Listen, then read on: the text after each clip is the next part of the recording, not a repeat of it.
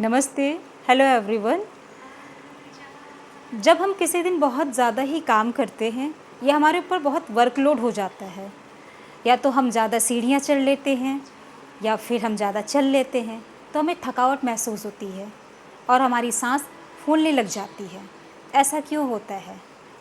ऐसा इसलिए होता है क्योंकि हम अपने ब्रीथिंग पर ध्यान ही नहीं देते हैं। हम अपने ब्रीथ वर्क करते ही नहीं हैं।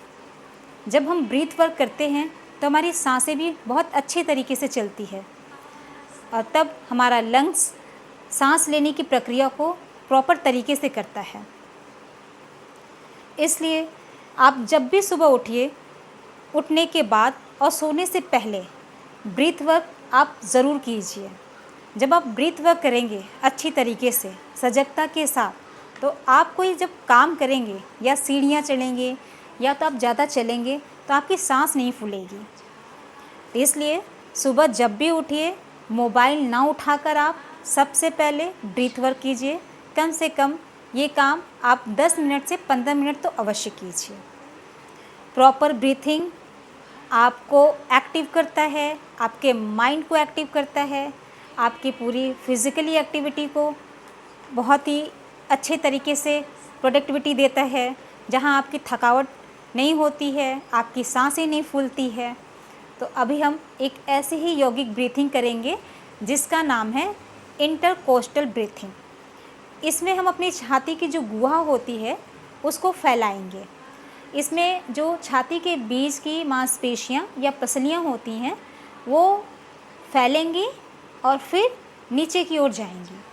तो एटलीस्ट पहले जब हम सांस को लेंगे, यानी कि जब हम इनहेल करेंगे, तो हमारी जो लंग्स है वो एक्सपेंड होगी और जैसे ही हम अपने सांस को एक्सेल करेंगे वो कॉन्ट्रैक्ट हो जाएगी। तो अब हम शुरू करते हैं इंटरकोस्टल ब्रीथिंग। पहले हम अपने हाथों को अपने चेस्ट पे रखेंगे, यानी कि लंग्स के पास, ऐसे जैसे मैंने रखा है। आप ध्यान से देखिएगा, एकदम सीधे बैठ जाइए, सुखासन में बैठ जाइए। अब हम इनहेल करेंगे। अब ध्यान दीजिएगा, देखिए कैसे मेरी छाती एक्सपेंड होगी, फैलेगी।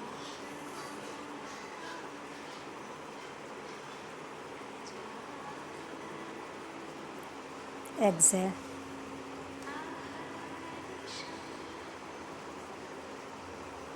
Inhale,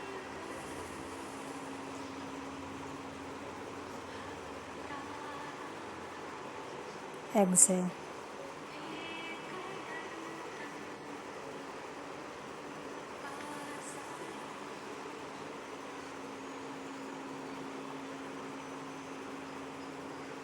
inhale,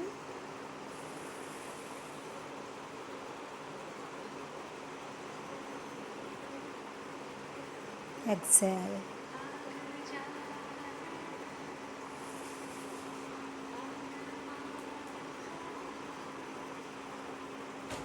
Excel.